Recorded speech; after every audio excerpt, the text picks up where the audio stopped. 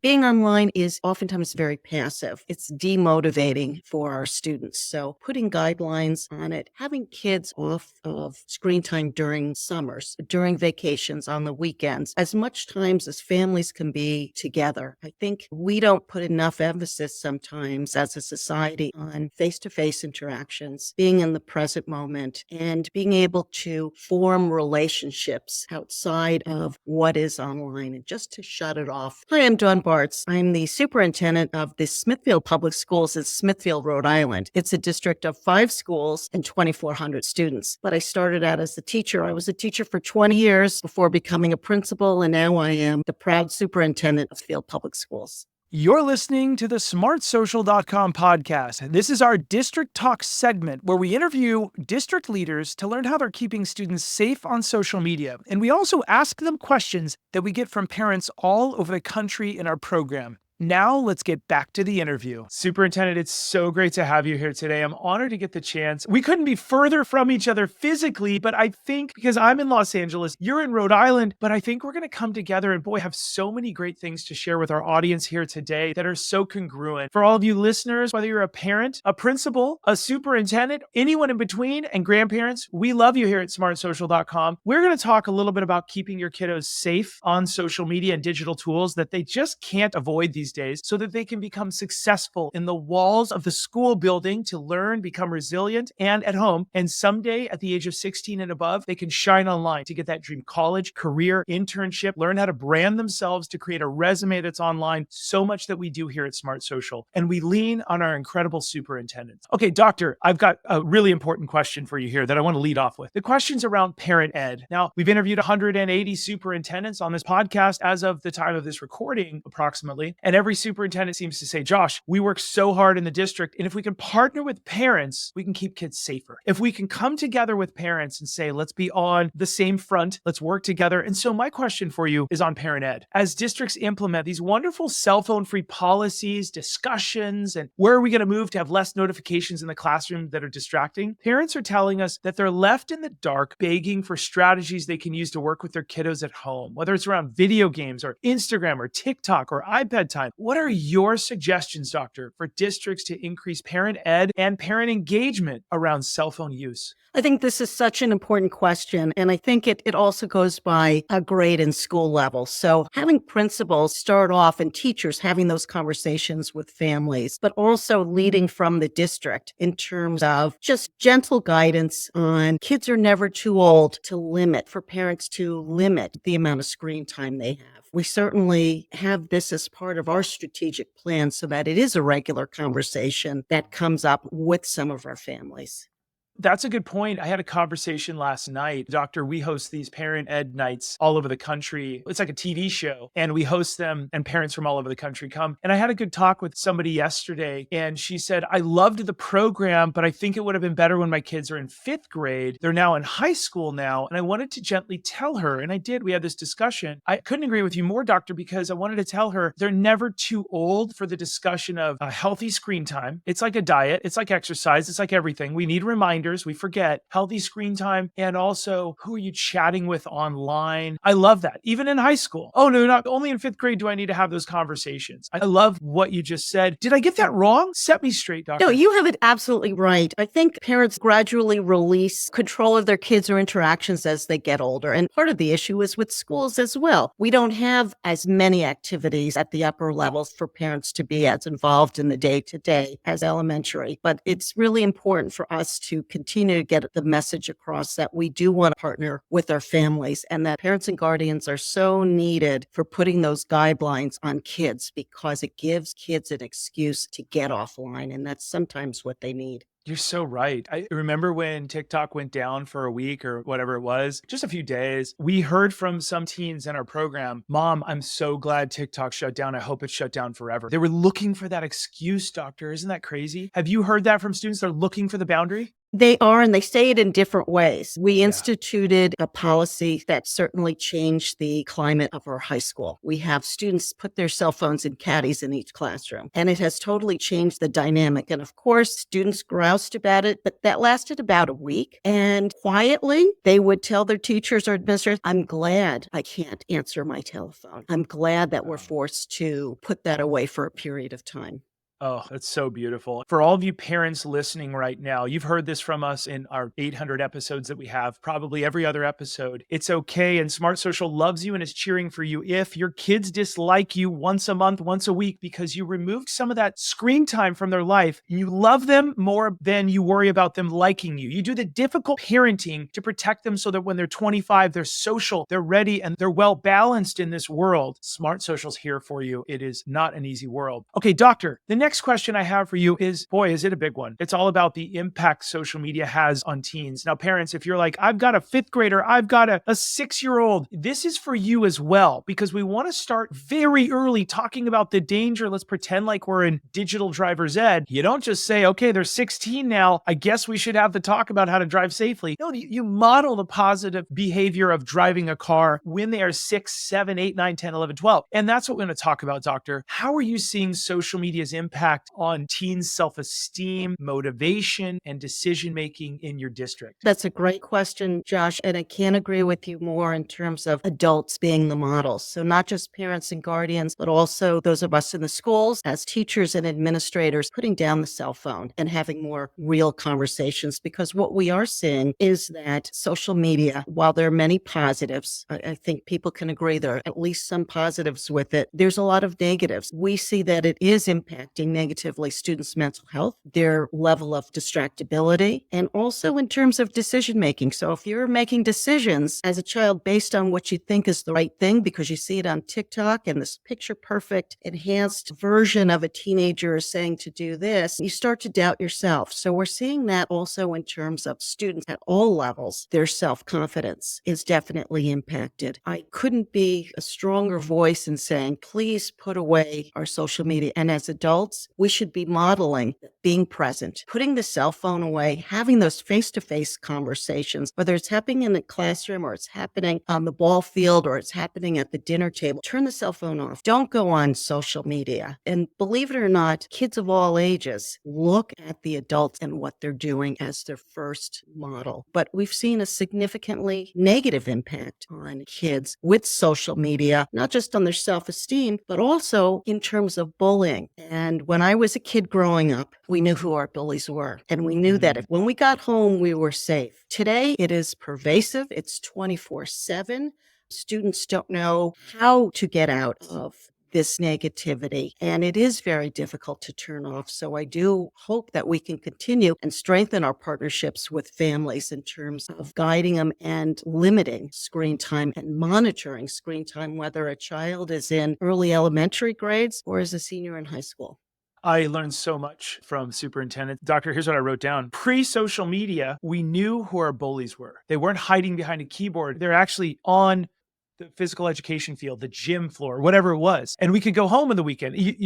It's so brilliant. We knew who our bullies were. Thank you for teaching me that and making that so clear. Okay, so for all of our listeners here right now, parents are often asking us, Josh, what advice would you give to a kiddo, a student, to help them recognize some of the red flags and dangers behind dangerous strangers, dangerous situations online? This is one of our big themes here at Smart Social as we have monthly events. Let's hear from a real student about how she might help a friend recognize red flags. For all the parents watching right now, if your school district is a partner of ours, remember, I used to fly to your city. We don't do that anymore. We now host this TV show every Tuesday night and every other Thursday night where you can come in and ask any question in English and in Espanol, and you can ask any question about how do I keep my kids safe? They're struggling with this. This is from one of our live events. Here we go. If I had a friend talking online to a stranger, I think that I would feel a little bit uncomfortable with the whole situation. I would advise against it because so many indirect issues can come from that, and it could cause something to be worse than if they had just unadded them in the first place. Some red flags that I would have to advise them to cut it off with this person or to stop engaging would be if the person starts to get very involved in their personal life and they seem to be very intrigued in what's going on with them and wanting to know all little details about what they do and who they are and just very personal details and things that you wouldn't normally share with a stranger in real life. If they're very persistent and constantly wanting to talk to my friend or constantly trying to be involved in their life or wanting to speak to them, I feel like that's a red flag. Another thing would be if they ask them to ever meet them anywhere in person right from the start, if they feel a sense of being uncomfortable or their intuition is just saying it's wrong, or if my intuition is saying something feels wrong with this, then I think that's a major red flag. So true. And parents, on the front of smartsocial.com, there is a quiz you can take at the end of it. If you want to get your child involved in learning how to interview, do research on social media, protect the community, you can join our Smart Social video internship for teens, and you can be involved in helping them learn. That's how you get involved here. And the kids get a gift card to Starbucks or Amazon or anything else. Remember, we have weekly live events. If your district's a partner, they are incredible in multiple languages, teen-led videos in the program. A lot of parents are starting to bring their kids to the program, and the kids are like, you know what? This doesn't suck, Mom. It's cool. And I'd rather hear it from these teens rather than you, Mom. So we make your job easier, and also premium parent newsletter. This is what happens when everything goes right. We're on the news quite often. This was around the holidays, but this is a great example. Kids as young as 10 years old will be unwrapping a cell phone for Christmas, but one school district is offering parents a gift this year, a tool to help them protect their kids using their cell phones. It's really about safety. It's about safety of our learners. Right now, College Community says about 400 parents are using the platform smartsocial.com that's covered by the district's general funding. The hope is to partner with parents so they're able to keep their kids. There's this tool that they didn't grow up with, or they grew up with maybe one or two apps on that tool, and now their students are living in this world. We just believe that protecting students is not just confined to the 7-hour school day. Their safety is important to us beyond that. Smart Social's founder, Josh Oakes, says he's been speaking about safety tips at schools across dozens of now reaching even more families by hosting live online Q&As and providing parents pointers. The goal, preventing potentially dangerous situations like chatting with strangers and cyberbullying. You won't be there for them forever. We want to make sure they're resilient and awesome using these new tools, and that they come to you when they need you, and that they make wise decisions when you're not around. College Community says parents have been giving positive feedback about the program as it continues to track students' online safety habits.